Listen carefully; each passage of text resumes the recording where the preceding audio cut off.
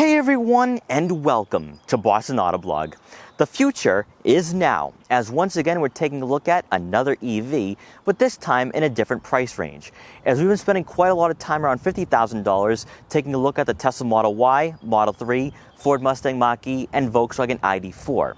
But if you're a consumer looking for a luxury EV, there's really not much out there. So you have the Jaguar I-Pace, Audi E-Tron and E-Tron Sportback, Tesla Model X, and the Porsche Taycan. Now, I think a lot of people are going to say, go with the Tesla because it's cooler, it's more fun to drive, and really they can give you a whole list of reasons as to why you should buy that. But if you're looking for something a little more conventional, that's familiar, maybe you own a Q5 or a Q7, and you're looking to go a little more efficient and also eco-friendly, then the Audi e-tron might be the way to go. Now, the e-tron badge is going to grow a bit over the next year or so. So you have the e-tron GT and the Q4, and really this is the beginning of the electrification for the Audi brand. Now in 2021, the e-tron is finally starting to gain some traction here in the US, and that's because of pricing. So for 2021, for a base e-tron Sportback, you're looking at spending right around $70,000. Then the model we have today is right around $80,000, and really when you compare it to a Tesla Model X, you're saving around $10,000. So pricing alone, the e-tron is now going to become a bit more appealing, but also Audi is positioning themselves to become very competitive when BMW and Mercedes-Benz bring their EVs to the market here in the United States. So in this video, we're going to take a good long look at the Audi e-tron Sportback, see how it compares to other EVs in its segment, and also see why, if you're looking at buying your first ever electric vehicle and you don't really want something as futuristic and cutting edge that we see with the Tesla Model X, and you're just looking for something that maybe is going to replace your Audi Q5, BMW X3, or Mercedes-Benz GLC, then maybe going with the Audi e-tron Sportback might be a great decision. Now, before I get in this video, I want to give a huge shout out and thank you to Ira Audi in Peabody, Massachusetts for allowing me to do this review. Their link will be in the description below, so you can check out their extensive Audi inventory. And so, without wasting any further time, let's get right in this review. In 2021, we've essentially crowned Tesla as being the pioneers of electric technology and pushing cars powered by alternative energy into the spotlight. However, German brands like BMW and Audi have experimented with EVs throughout the years, with vehicles such as the Audi A3 e-tron and BMW i3. While they weren't the most successful when it came to sales, they did open the door for a new generation of products from these manufacturers. Back in 2019, the Audi e-tron arrived at dealers, being one of the first fully electric crossovers among rival brands, making it known to everyone that Audi was embracing the future of the automotive industry. Then last year, to help expand the e-tron nameplate, we received the Sportback to draw in enthusiasts while also getting a head start in the EV world compared to BMW and Mercedes-Benz. Starting off with pricing, the Audi E-Tron Premium Plus comes in at $79,095, sitting between the Premium and Prestige trims in the lineup. As discussed at the beginning of this video, there was a price cut for the 2021 e-tron, making it far more attainable than the Tesla Model X. However, you could be saving even more, as this vehicle does qualify for the $7,500 federal tax credits, widening the price gap substantially, and this is likely why this EV crossover has slowly become popular in the US. Besides the obvious benefits to going electric, size and practicality also have to be a part of the incentives to get Americans behind the wheel of these vehicles. And when compared to the Q5, it's about 9 inches longer and 1.5 inches wider, providing slightly more interior space for passengers. When it comes to versatility, the e-tron Sportback comes in with 6.7 inches of ground clearance, but most likely you won't be taking this EV off-road. When it comes to the road presence for the e-tron Sportback, the Volkswagen Audi family has taken a much more conventional approach for designing their electric vehicles compared to rivals, as you could easily mistake the e-tron for being a gas-powered crossover if you had no prior knowledge of Audi's product line. Besides some minor aesthetic features that differ a bit from its siblings, this EV blends right in on the road with modern-day body lines and a traditional front fascia. While the e-tron does have a front grille, it's not functional since this vehicle doesn't have a gas-powered engine, which does require airflow to keep it cool. However, There will be active side air curtains to cool the brakes and improve aerodynamics. With our model for this review being a Premium Plus, Matrix Design LED headlights with dynamic turn signals will come standard to give this crossover a more futuristic and upscale presence. Moving over to the side profile, this E-Tron is sitting on 20-inch 5 double-spoke turbine design bicolor wheels, but you can opt for 21s for an additional $1,500. It's from this angle where the lack of plastic cladding really gives this crossover a sleek and streamlined look, as opposed to the more off-road worthy appearance we see from most vehicles in this segment. You'll have body color folding side mirrors with turn signal indicators to go along with blind spot detection for added safety. Then coming around to the back, Audi gave the e-tron its own look, especially with the taillight design, as you can quickly identify this crossover when parked next to the Q5 Sportback and Q8. And as we saw up front, the LED turn signals will be progressive, which should be more eye-catching at night.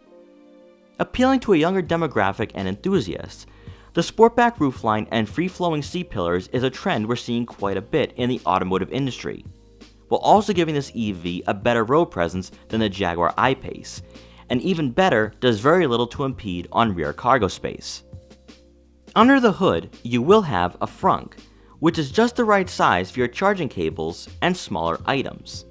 But unlike the competitors, it won't be as deep, so you won't be putting groceries or a book bag in this compartment.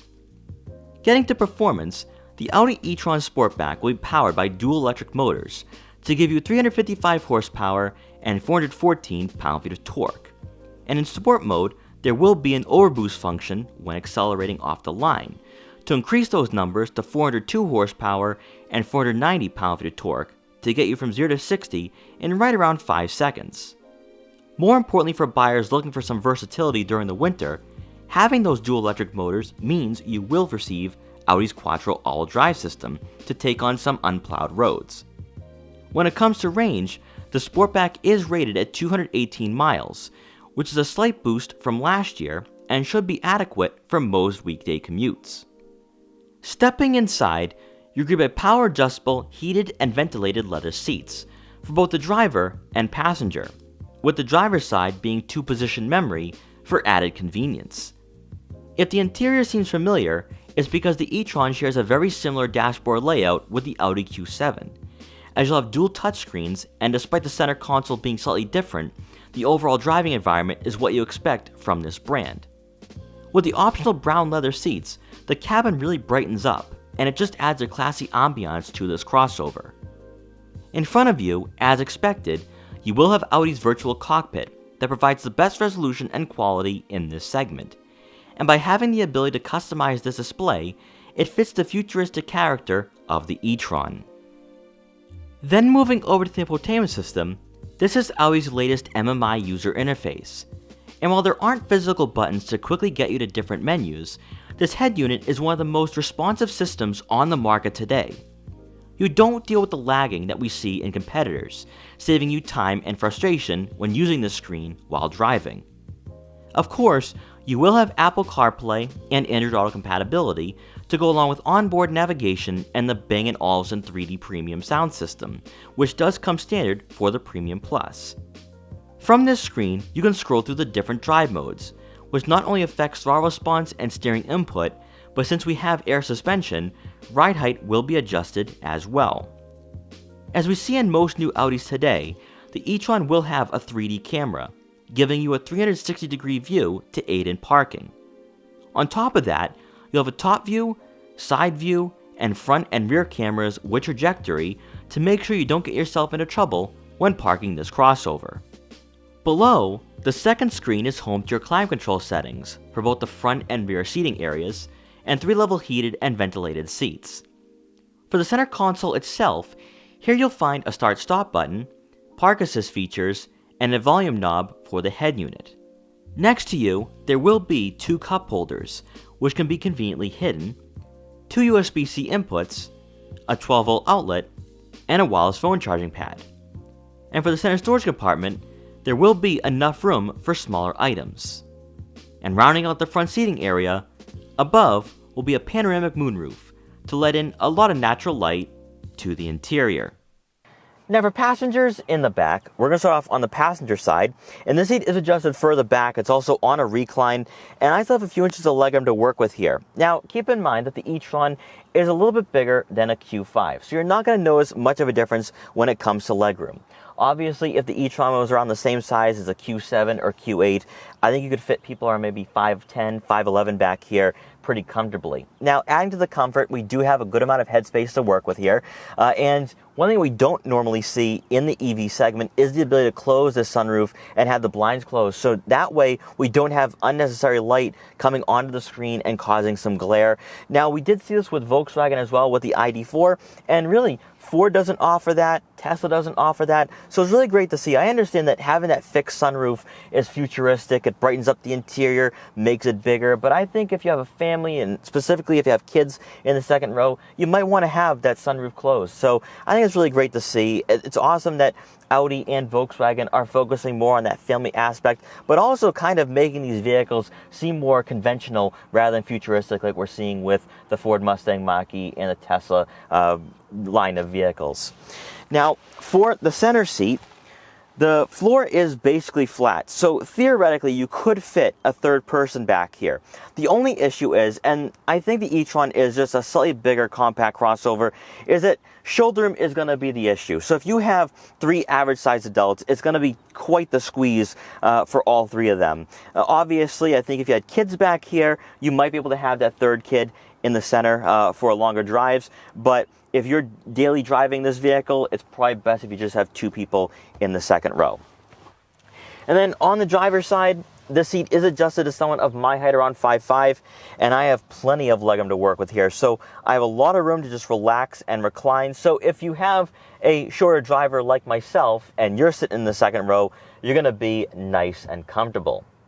Also back here, you will get 2 rear air vents to go along with dual zone climate control and 3-level heated outboard seats to go along with 2 USB-C inputs and a 12-volt outlet.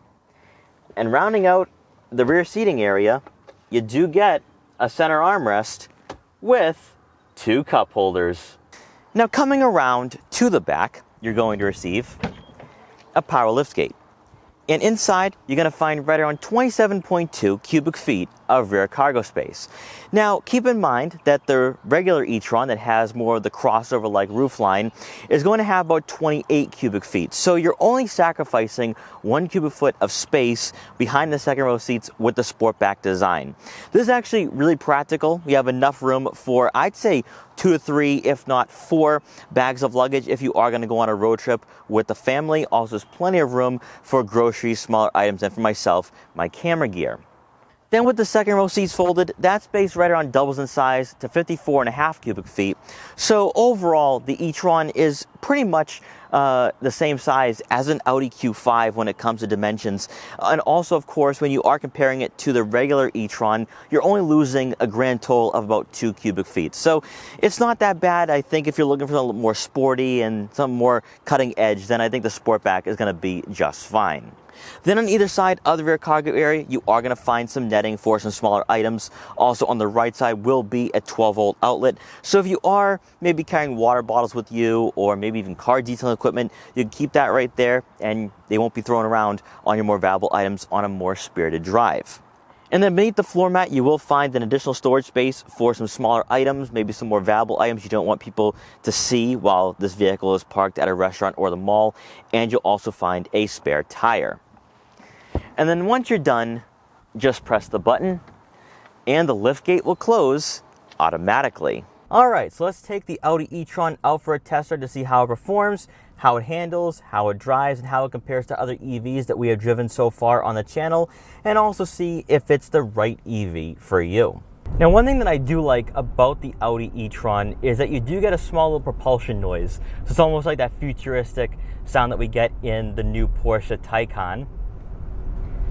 And acceleration is pretty linear, It's smooth. You're not going to get thrown back in your seat. And I don't think that's what Audi was really intending for with this vehicle. I know a lot of people, they make a big deal about how, electric cars, like they have to have a 0 to 60 in like 3.5 seconds, that you have to be thrown back in your seat.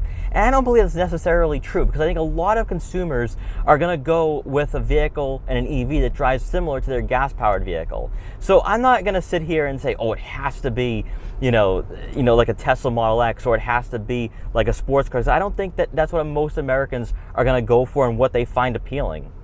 Now let's go over the interior layout of the Audi e-tron, since we are at a red light, and I have to be honest, I think this is one of the best interiors, not only for EVs, but also gas-powered vehicles as well. I love Audi's virtual cockpit, the dual touchscreens. This is what it's all about. If you're spending around $80,000 for a vehicle, this is exactly what you want. Now, since we are in the same location as the Tesla store, I can do the same route that we've been doing with those vehicles. So let's get on the highway here. Get a good idea of acceleration and performance. Steering is very tight. This is what I like. Now, it is in dynamic mode, so you're going to have a little more of that driver feedback, but I love the tight steering.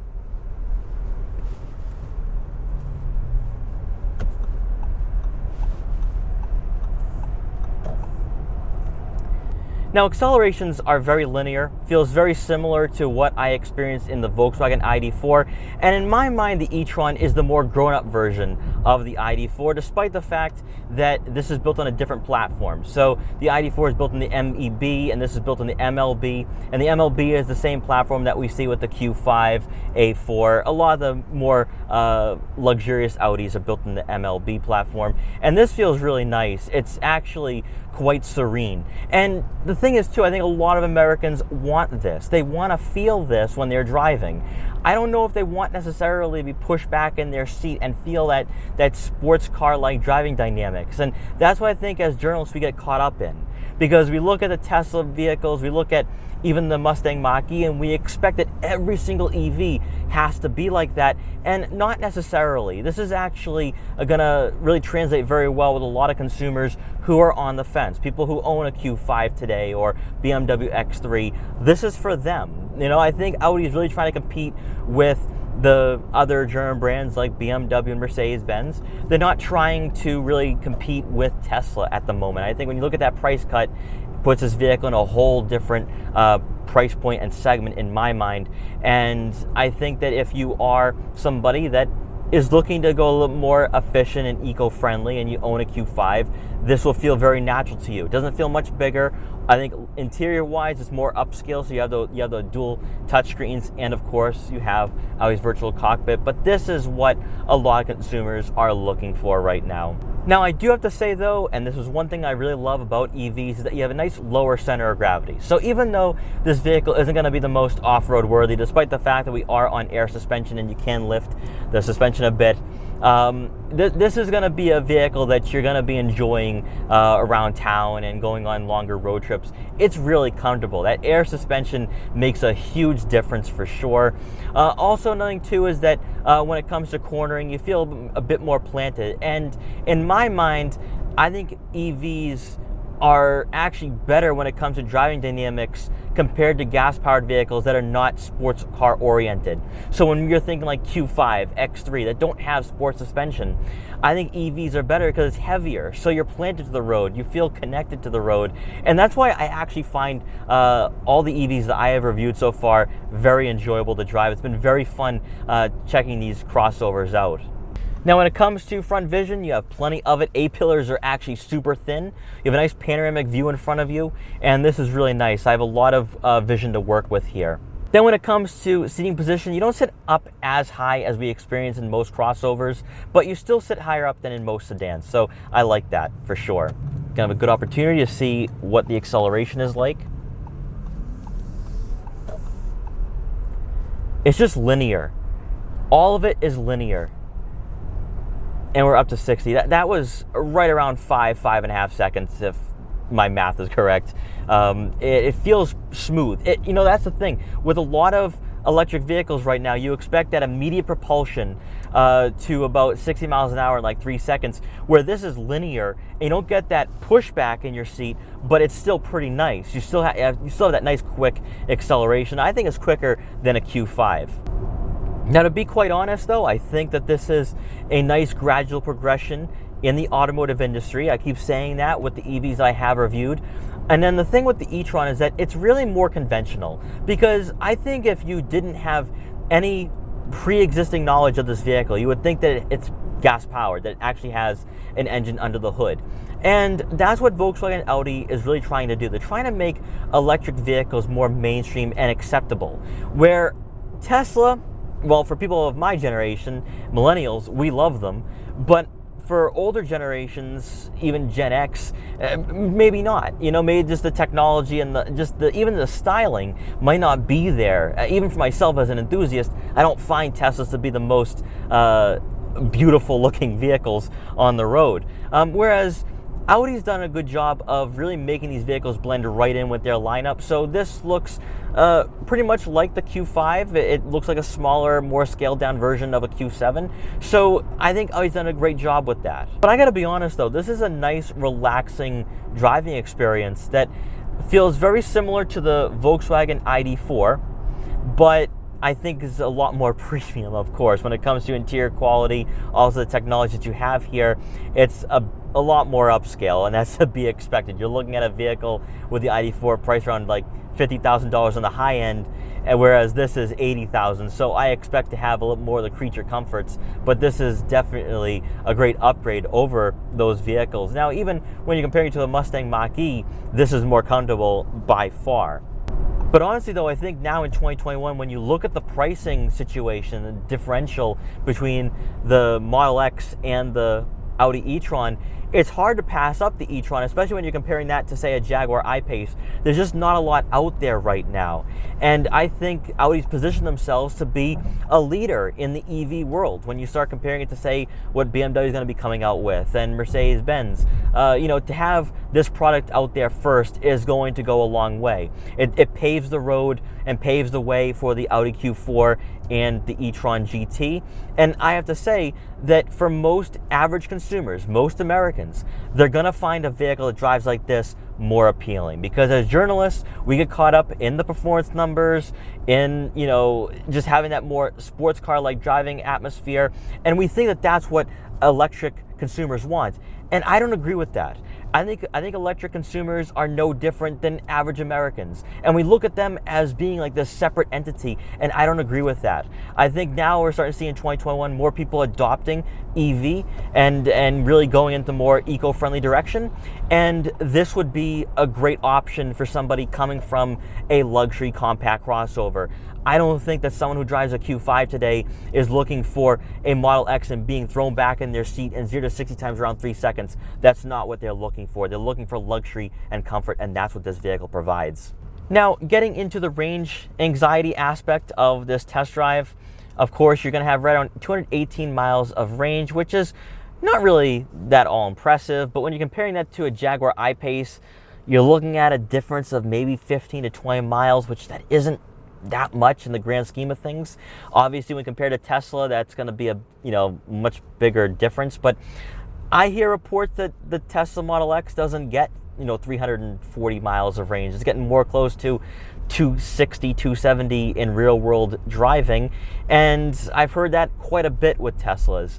Now, with the e-tron, some people are reporting that they get better efficiency. They're getting more range, and one thing that's really interesting with Audi is that they're focusing on longevity with the battery, because you're only using about 90% of battery life. So who knows how much range you actually have with a 100% capacity, because maybe you're looking at 250, maybe you're looking at close to 300, and that's something that would actually be very beneficial for Audi, but they're focusing on longevity. They want you to own this vehicle for more than 2 years. They want it to be the crossover that's going to be in your driveway for 3 to 5 years, and that's a great way to do it, in my opinion, just because we hear about the EV charging situations, and we hear about how battery life does drain a bit after a year or two, but Audi's more focused on having long-term buyers and consumers.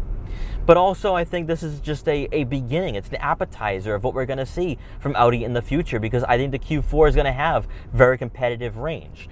And I'm really excited for what Audi's coming out with. I think that we're going to see vehicles that, in my mind, are going to be more luxurious. They're also going to feel more planted to the road. They might even be more enjoyable to drive, because when you compare Q4 to Q3 currently, I think the Q4 is going to feel a little nicer. So I'm really looking forward to the future and seeing what Audi has in store. I think this is going to be pretty interesting to see over the next few years, especially now we're seeing German brands really start to get very competitive in this segment.